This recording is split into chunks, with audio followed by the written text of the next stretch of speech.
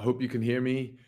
I've been on a whirlwind trip. I mean, it's been an insane couple of weeks, as all of you know. I was in Singapore, then went to Hong Kong, and came back to Switzerland, and spent some time in London. We had some really good meetings in London, and then just got back from the Agentic conference in Abu Dhabi, hosted by Invenium and Mantra Chain.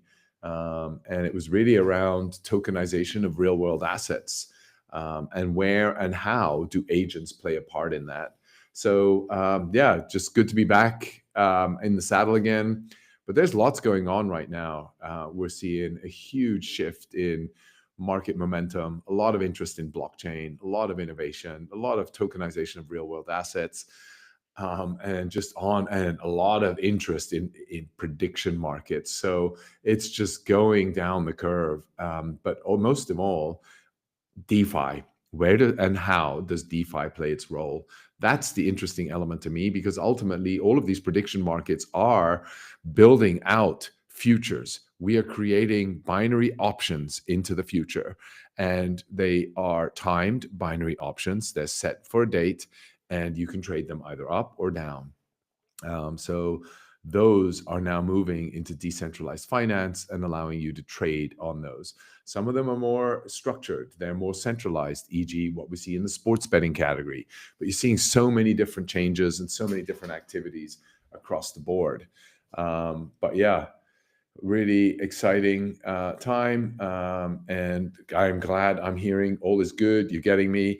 Hi, everybody. I'm back. Stefan Rust, founder and CEO of Truflation and the Truth Network.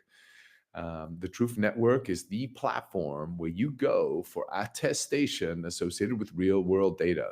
So you can actually get tamper-proof, tamper-resistant data sets in order to settle futures and any obligation that is created by a smart contract on the blockchain. That's what we built the Truth Network for your real-world data.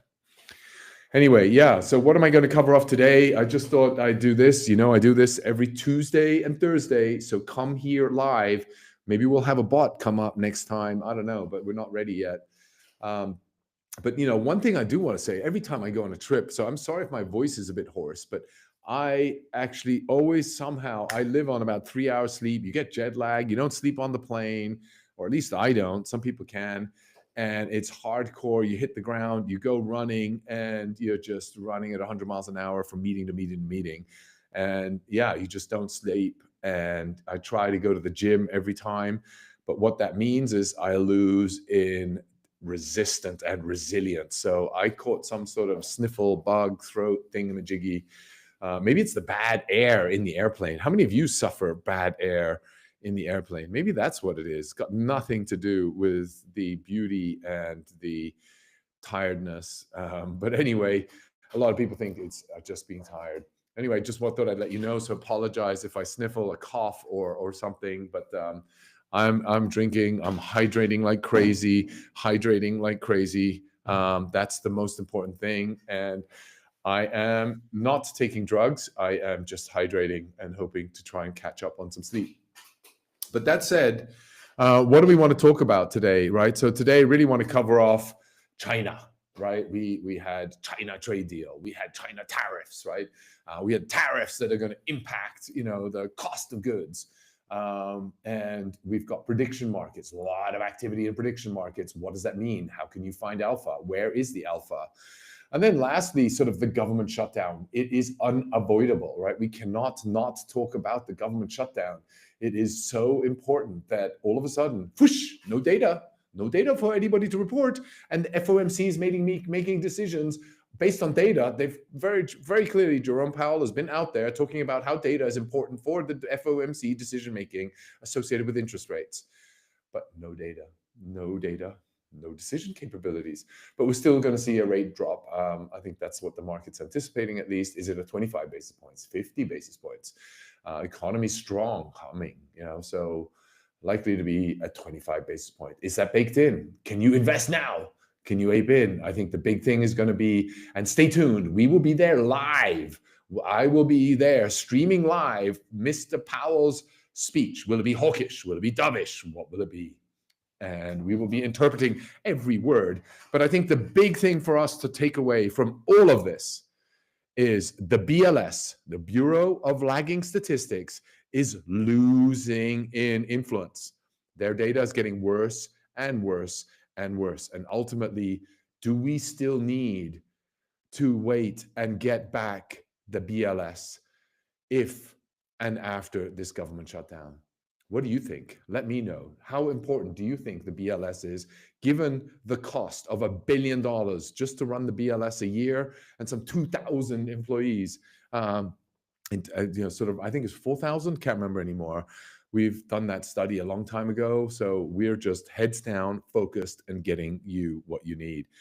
But anyway, what do you think? Let us know in the likes and not likes. And first of all, hit the subscribe button, sign up, register, click alerts, notifications. If you're not on our X, if you're not on our YouTube, then you're missing out on these opportunities. Your call. You can do what you want.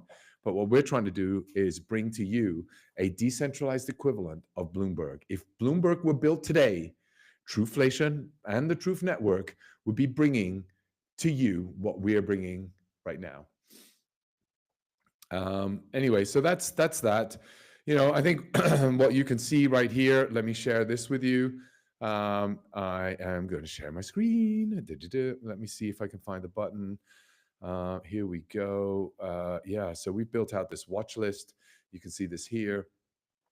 So now you've got all these features. You can see right here that the government shutdown is 27 days in. That's a long shutdown. That's edging on the highest shutdown that I think was ever out there. It was 35 days was the longest shutdown. And we're getting to a point where it's actually getting to the highest point. But if you also see on TruflationNation.com, we now have this new capability where you can create your own watch lists. So you can star indexes. So we starred number of air passengers screened. So how many people are flying through the airport, right? What we were asked once is, what is the volume of people traveling today compared to previously? And how is, despite the shutdown, the air traffic controllers, how are they keeping strong and going? And so we've got an article coming out on the air traffic controllers. So stay tuned to that. Here we go. U.S. air traffic update, controllers working without pay. They are holding the U.S. economy on their shoulders, so all of us can go out there and travel and keep business going as we need to. So thanks to the air traffic controllers holding the economy on their shoulders. Definitely undervalued, underappreciated, but super important and critical. So roughly 13,000 FAA controllers working without pay and staffing shortages. So how long, right? Hubs like Dallas, Atlanta, Newark, Las Vegas, they're all there. A quiet commitment that deserves recognition. As I mentioned, they're holding a huge weight on their shoulders. So good on them.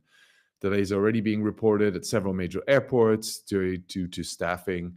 Have you experienced delays? I mean, nothing unusual. You let me know what you think. But we monitor So on Truflation.com, you can see the traffic. And look, traffic's been going up, which is a good sign for an economy. People are traveling. People are communicating. People are driving commerce, going for trade deals, trying to interact with each other. So that is taking place.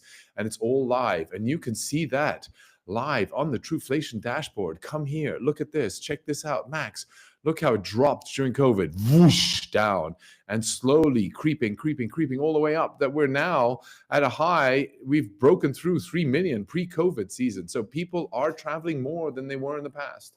And you can see it's up 34%, right? So it goes up and down. It varies based on the time of day. On the weekend, it's definitely quieter.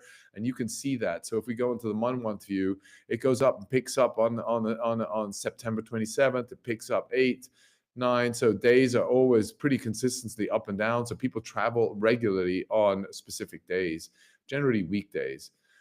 So anyway, so the economy is still holding together thanks to the air traffic controllers. So that's great to see. And that is another metric that you get on Truflation.com and you can also favorite it. So you just hit the star button here and it turns up in your dashboard if you're a subscriber.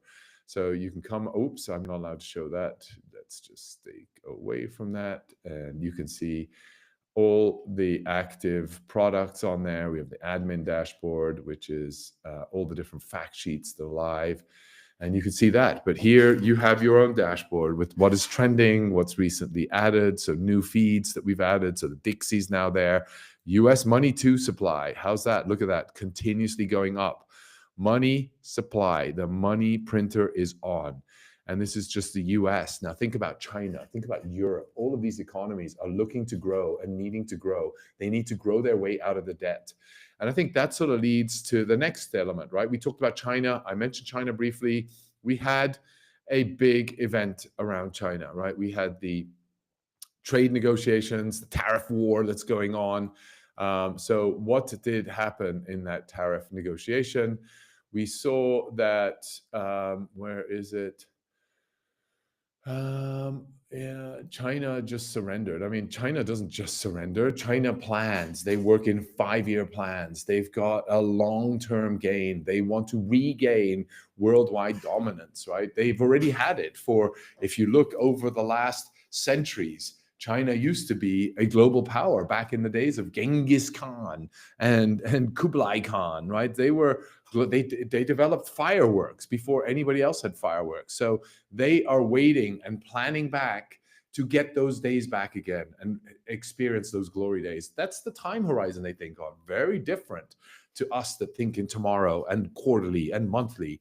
And so this is a very different time horizon, right? And so here there's a nice article that Shanaka Anselm Pereira put out. China just surrendered 48 hours, $3 trillion gone.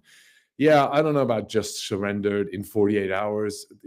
I think this is a bit of a pipe dream. I think he's thinking nicely and thinks China is ready to make a deal. Yeah, they're always ready to make a deal. Everybody loves doing deals. That's what it's about. 100% tariffs, November, so that's out of the window.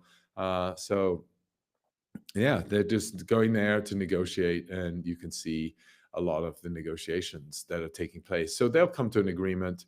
And why? Because the world needs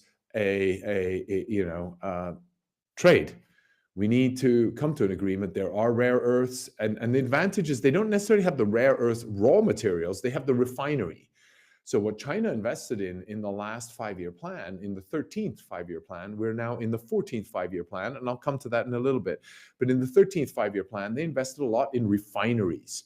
So how do I refine the rare earth materials so that they are ready for semiconductors, they are ready for chipsets, they are ready for magnets, they are ready for EVs, they are ready for base stations, whatever it might be. So all of those things, they've been solar panels, etc. They've been working on the refinement of that raw material so it can become industrial grade. One of the metrics that we have in Truflation as well is industrial grade silicon. What does that look like? What is the price of industrial grade silicon? And where is that traded? That is traded in one place on the planet, and that's in China. So you can trade today futures of industrial grade silicon. What does that look like? What are the prices associated with that? We can go to Truflation and have a look at that.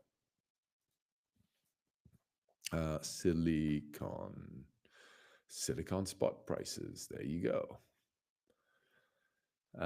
Boom. Yeah. So here you can see the spot prices.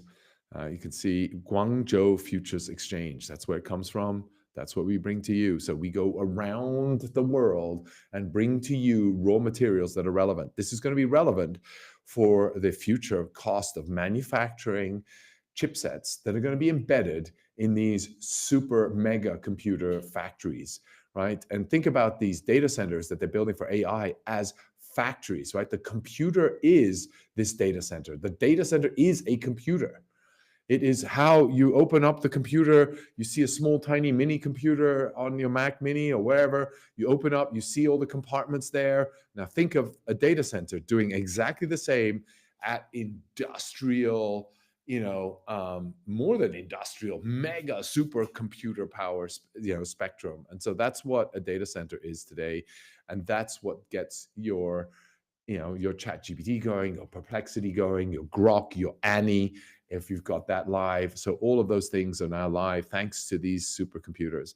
But yeah, that's what's going on. And China, as I mentioned, they work in a 5-year plan, right? And so here's a really good summary by, I think it's Georgetown University, that have put together the summary of the following document is covering the years 25 as the Chinese past. So this is the 2021, the 14th plan, sorry. So we're now coming up for the 15th. So they will be publishing the 15th plan. And you can see what's coming out in that plan, right? So their focus in the Chinese, which is 2026 to 2030. So one thing is when China has a plan, the whole machine now works behind this plan, and we can see this plan. We also know the same in the US, right? We know what the priorities are of the existing administration. It's AI, it's crypto, it's energy, it's manufacturing, right? So those are the core needs of towards national security, national pride, and national independence, right? And so as that happens and that rolls out, what is China thinking? And what has the CCP produced, the Chinese Communist Party? What have they produced in terms of the plan? They've gone bottom up. They've worked with each other to come out with a 5-year plan. And the country then mobilizes towards the pursuit of the next 5 years according to this plan. So they want to hit economic goals, right? Basic socialist modernization by 2035, where they're targeting a per capita GDP at the medium developed country level. So they're looking at medium level of what are the countries in the mid level by 2035. They want to have an average GDP for everybody living in China at that number, right? So what does it take to hit that growth, right? Raise household income consumption. So they want domestic consumption. They see the value and the success that the US has with 350 million people purchasing and buying their own products. How do they bring that to market with their 1.2 billion people? What do they do there? How do they manage that? What's that going to look like, right? And by elevating the average GDP per person, in growing the household income, they're going to focus on household consumption.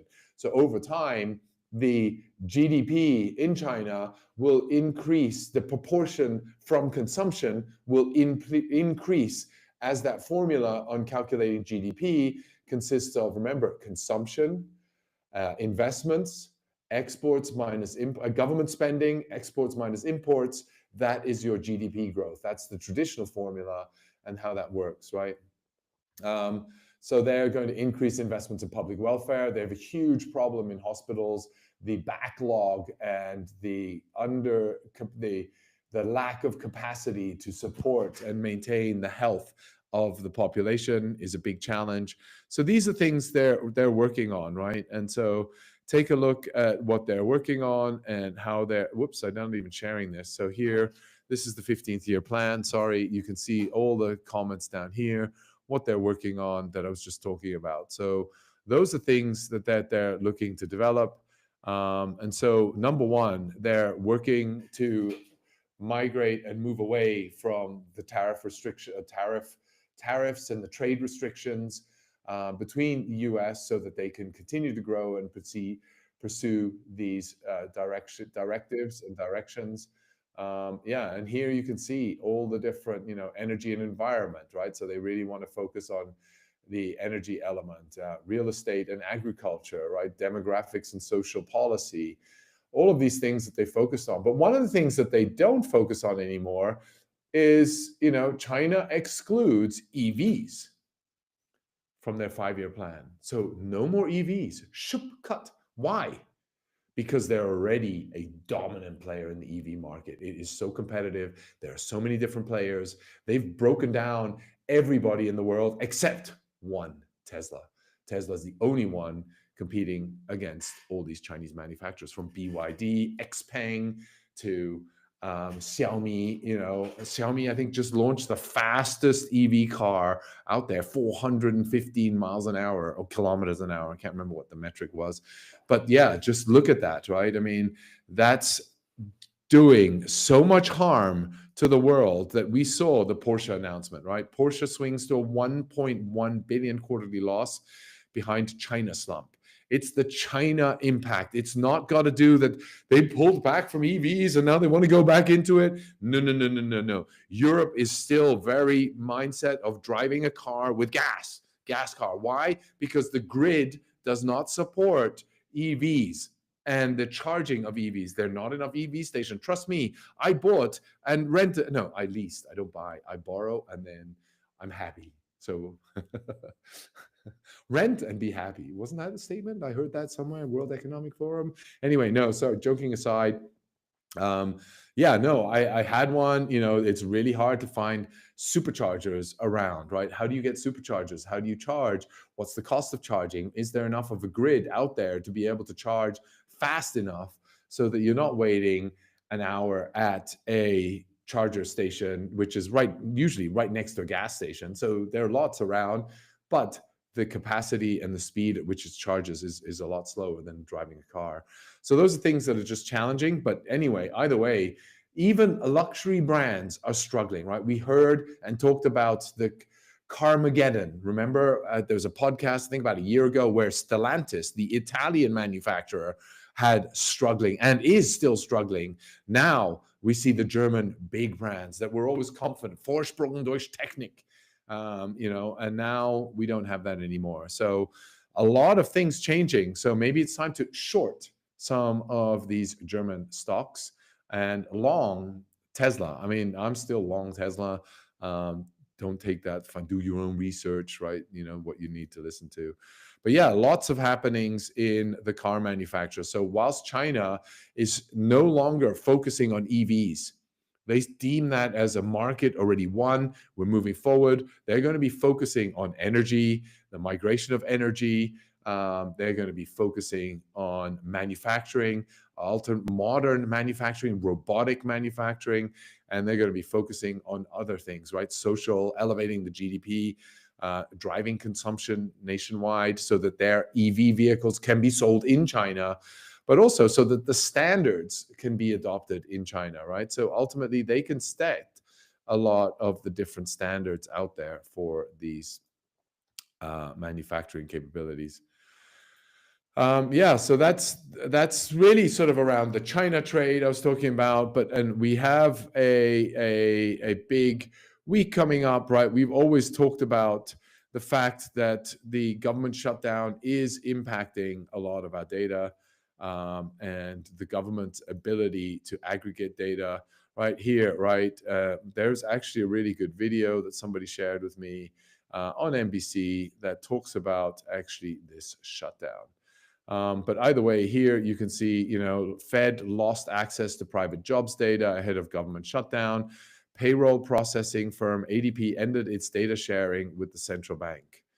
I don't know why they do that. We are doing that. So we've noticed a couple of things, right? You notice that if you're following Truflation, that we now also have the PCE data, right? So we have, check out here, go to PCE. You can come here and you can actually get the Truflation PCE data. This is updated every single day. You can see the composition. It's working, loading, loading, loading. And you can see the goods and the services, and you can see the breakdown of this. And what is this doing? It's using the components that we have for Truflation, all the data that we've aggregated, and you can find here, we're now bringing to you in the form of a PCE. So updated every time, live. This is the Truflation the Truflation PCE. And of course, we can contrast this for your pleasure and your convenience.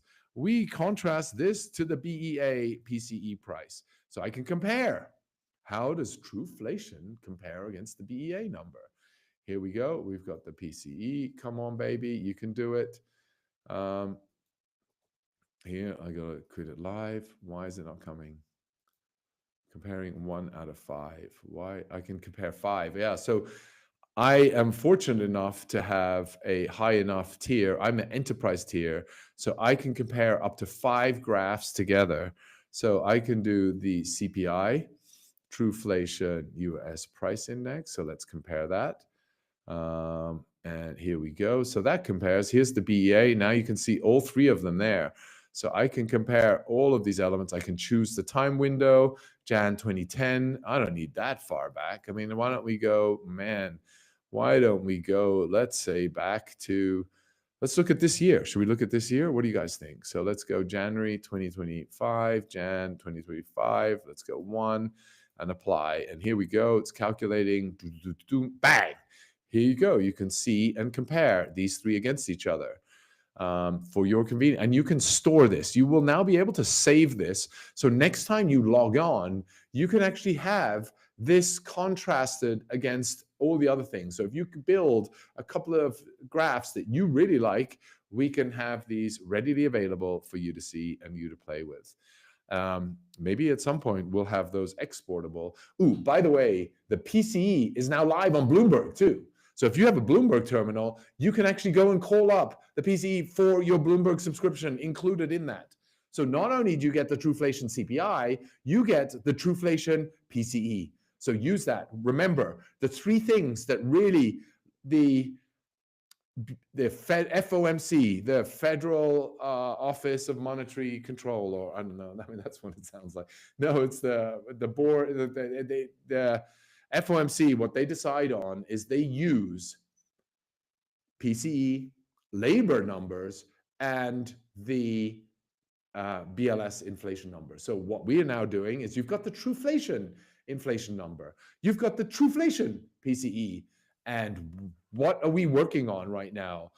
Oliver and the data team are working heavily to bring to you the new Truflation Employment Index that is going to be immutable. It's going to be transparent, and it's going to be using real-time effective data, open and available for all of you. So not just for exclusive hedge fund managers that can pay $1 billion to buy data and keep it so close to the chest that they're the only ones that can see this. No, we're going to make this available to anybody on Truflation and all Truflation subscribers. And we're creating a tier available that if you only want to get certain elements, you want to compare, you won't be able to compare at the free level. But if you want to compare at, with 3 different graphs, then you have to sign up for the basic package. And if you want more, pro package. And if you're ultra super on top of it, you can then come on and do everything else. So here we've worked on our data sets. How do we make this happen? Ultimately, we're working on overall US population, 442. We exclude anybody under 14. We exclude people between 15 and 18 that aren't in the workforce, of which there are about 11.7 million. You can see in the workforce already at that early stage are 6 million. 6 million people between the age of 15 and 18 are working and in the workforce. You can then see how we break it down, the age 19 to 24, the amount in the workforce. And then we have all of these sources. We're using a multitude of different sources.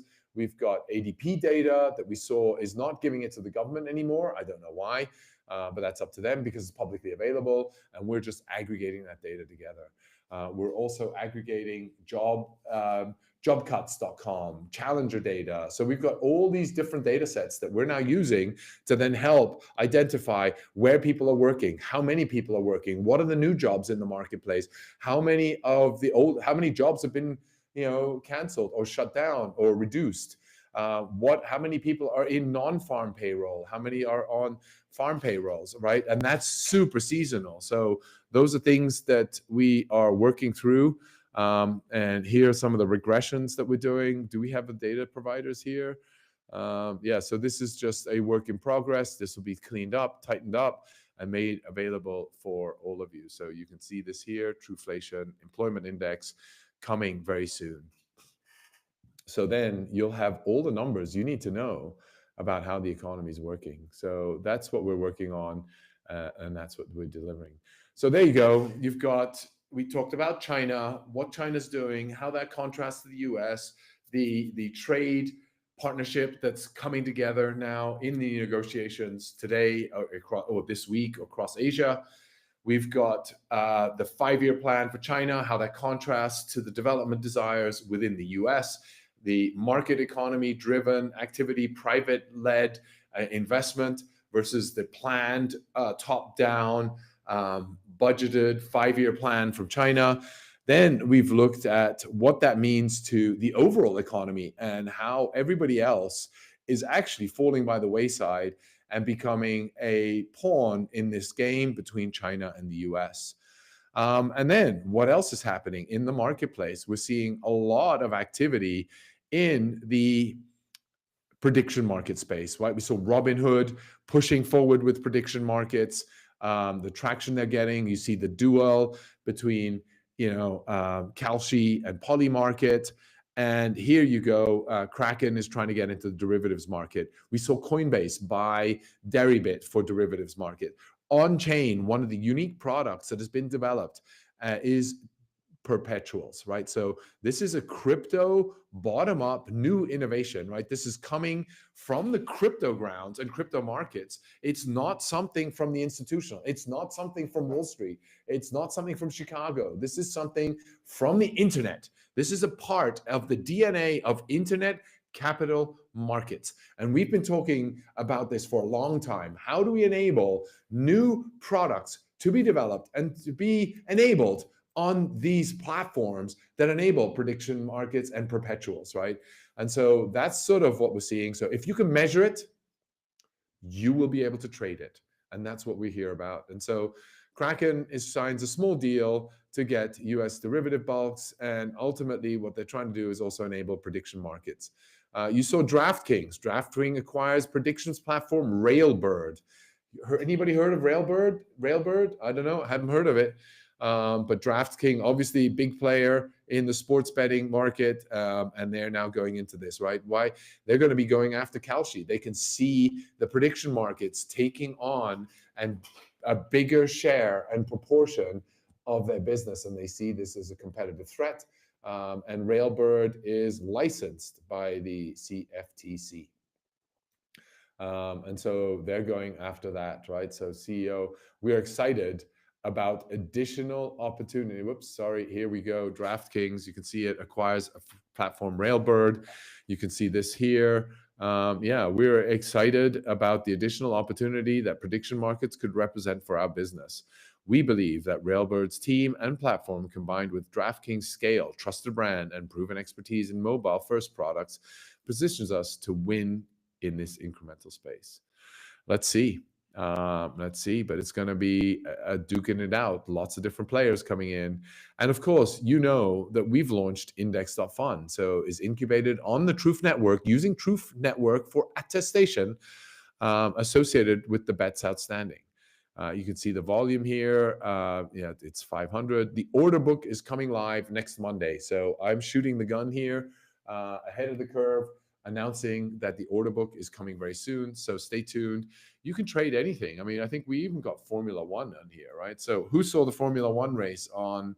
I know a lot of you are in economics and crypto and business and are serious people focused heavily on why is the search not working again? Damn it. F1. Oh, there you go.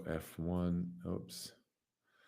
Chiquai. Here you go. F1 Red Bull. So here you can see, and it was McLaren that won. So why am I looking? Who was it? Lando Norris. Didn't he win? Yeah. So here you can see and sign up now. If you're a Formula One fan and you love McLaren, you think they're going to win the World Championships, here are a list of all their sponsors, and you can bet on this, right? So here you go. Their price is up at 98.4%. The order book will go live very soon. So you will be able to trade and set prices on what you think is valuable. How do these brands win in this? So Dell is there, BAT, OKX, right? MasterCard and Alphabet. So we've combined crypto tokens with equities, right? And so that, again, if you can measure it, you can trade it. And so here you go, McLaren won. And then here you can bet over a period of time. Come on, guys, let's get this going. The order book's next Monday. Sign up now. There's a whole points system you can see here. You get points. You can actually sign up to earn points. Yeah, we're really excited. And by the way, This is available on Telegram. You can actually also, if you're a Telegram subscriber, I don't know how many of you are a Telegram subscriber, let me know. But if you're a Telegram subscriber, you can trade these on Telegram, and we will soon have it on an app, on a phone near you. Seeker phone, if you have that. Anyway, yeah, that's sort of a lot that's taking place in the prediction market, a lot of activity. And talking about prediction markets, what is the prediction market saying? We've got a big week ahead of us. We've got the PCE coming out tomorrow. We have the consumer confidence today.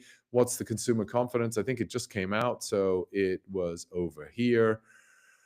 Here it is, U.S. consumer. The conference board came out. Here you go. You can see U.S. consumer confidence virtually unchanged in October. So people are flat around where the economy is going. You can read up about it here. I'm running short on time, but go to the conference board, read up about the U.S. confidence virtually unchanged. Pretty boring. Again, this is a survey that goes out to people that they sit down and they think and they answer questions and blah blah blah. So is this accurate? Is this a reflection of true sentiment? And is this a reflection of the confidence? We think there's a much better way to approach this. We demoed some activity that we did last year, and we're working to scale this up and professionalize this so that we can bring you a better reflection of how where the consumer confidence stands and how that sentiment is reflected in economic prosperity. And yeah.